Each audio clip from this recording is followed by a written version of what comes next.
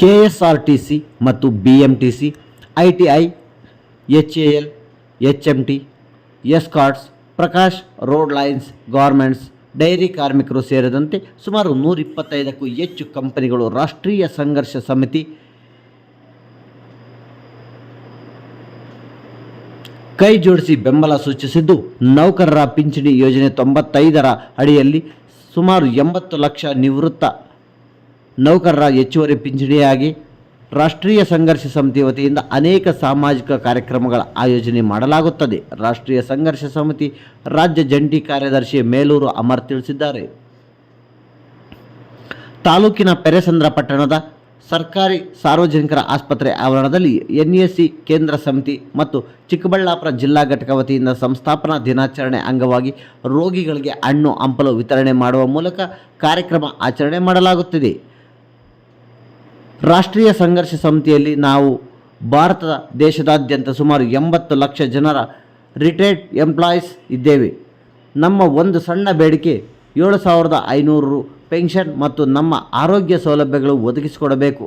ಈ ಒಂದು ನಮ್ಮ ಬೇಡಿಕೆಗಳು ಆಗಿದ್ದಾವೆ. ಈ ಬೇಡಿಕೆಗಳನ್ನು ಈಡೇರಿಸುವಂತೆ ಕೇಂದ್ರ ಸರ್ಕಾರದಲ್ಲಿ ಅನೇಕ ಬಾರಿ ಸುಮಾರು ವರ್ಷಗಳಿಂದ ನಮ್ಮ ಹಿರಿಯ ನಾಯಕರು ಬೇಡಿಕೆ ಇಟ್ಟಿದ್ದಾರೆ. ಆದರೆ ಇದುವರೆಗೂ ಯಾವೊಬ್ಬ ರಾಜಕಾರಣಿಯೂ ನಮ್ಮ ಬೇಡಿಕೆಗೆ ಈಡೇರಿಸಿಕೊಟ್ಟಿಲ್ಲ. ಇನ್ನು ಮುಂದೆ ಆದರೂ ಎಚ್ಚೆತ್ತುಕೊಂಡು ನಮ್ಮ ಬೇಡಿಕೆ ಈಡೇರಿಸುತ್ತಾರೆಯೇ ಎಂದು ಕಾದು ನೋಡಬೇಕಿದೆ ಎಂದರು.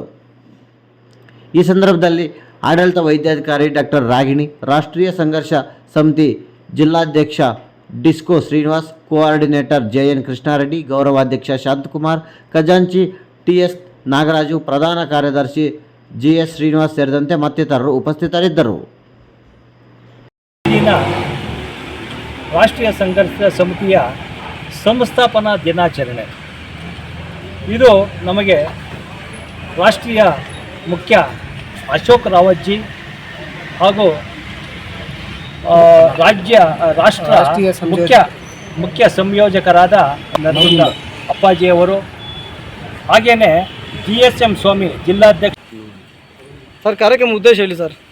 ಕಾರ್ಯಕ್ರಮದ ಉದ್ದೇಶ ಕೇಂದ್ರ ಸಮಿತಿಯ ಆದೇಶದ ಮೇರೆಗೆ, NAC ಕೇಂದ್ರ ಸಮಿತಿಯ ಆದೇಶದ ಮೇರೆಗೆ ಈ ದಿನ ನಾವು ಸಂಸ್ಥಾಪನಾ ದಿನಾಚರಣೆಯ ಅಂಗವಾಗಿ ಹಲವಾರು ಒಳರೋಗಿಗಳಿಗೆ ಹಣ್ಣು ಹಂಪಲ ಹಂಚುವ ಕಾರ್ಯಕ್ರಮ ಹಾಗೂ ಕೆಲವು ಹಿರಿಯ ಅವರಿಗೆ ಒಂದು ಕಿರು ಸನ್ಮಾನ ಕಾರ್ಯಕ್ರಮ ಹಮ್ಮಿಕೊಂಡು ನಾವೆಲ್ಲ ಒಟ್ಟಾಗಿ 3 ಪೆರೆಸಂದ್ರ ಗ್ರಾಮ, ಚಿಕ್ಕಬಳ್ಳಾಪುರ ಜಿಲ್ಲೆ, ಹಾಗೆ ನಮ್ಮ ಬೇಡಿಕೆಗಳು ಈಡೇರಲಿ ಅಂತೇಳಿ ಈ ಒಂದೆರಡು ಮಾತುಗಳನ್ನು ಹೇಳಿ ಮೇಲೂರು ಅಮರಾದ ನಾನು